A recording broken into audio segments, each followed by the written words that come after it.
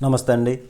TDP అంటేనే క్రమశిక్షణకు మారుపేరుగా నిన్న మొన్నటి వరకు కూడా చెప్పుకునేవారు. కానీ ప్రస్తుతం పార్టీలో క్రమశిక్షణ లోపించిందన్న అభిప్రాయము సర్వత్రా వ్యక్తమవుతుంది.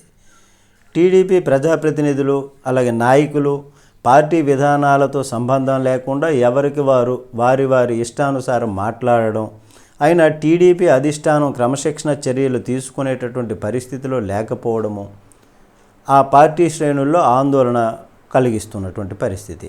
అయితే టీడీపీ జాతీయ అధ్యక్షుడు ముఖ్యమంత్రి చంద్రబాబు నాయుడు గారు కేవలము ప్రేక్షక పాత్ర పోషిస్తున్నారనేటటువంటి చర్చ కూడా కూటమి పార్టీల్లో అంతర్గతంగా జరుగుతుంది.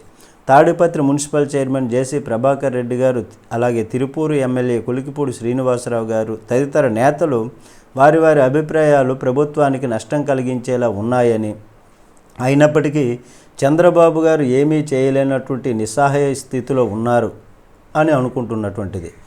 కూటమి 164 మంది ఎమ్మెల్యేలతో అత్యంత పటిష్టంగా అపరిమితమైనటువంటి అధికార బలంతో ఉన్నప్పటికీ తెలియనటువంటి భయం బాబు గారిని వెంటాడుతోంది అని సొంత పార్టీ నేతలే అనుకుంటున్నటువంటి పరిస్థితి. క్షేత్రస్థాయిలో కూటమి ప్రజాప్రతినిధుల దోపిడీ గురించి ఎంత తక్కువగా మాట్లాడుకుంటే అంత మంచిది. అలాంటి వారిలో కొందరిని పిలిపించుకొని చంద్రబాబు నాయుడు గారు మందలించారన్నటువంటి సమాచారం. అయినప్పటికీ కూడా ఏమాత్రం వాళ్ళలో మార్పు రాలేదు అని అనుకుంటున్నారు.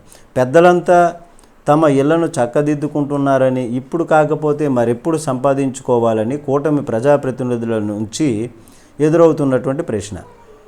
ఎన్నికల్లో కోట్లాది రూపాయలు ఖర్చు పెట్టామని, ఆ సొమ్మంతా అధికారంలో ఉన్నప్పుడు రాబట్టుకోకుండా మళ్ళీ ఎన్నికలకు ఎలా వెళ్ళాలని వాళ్ళు ఎదురు ప్రశ్నిస్తున్నారు.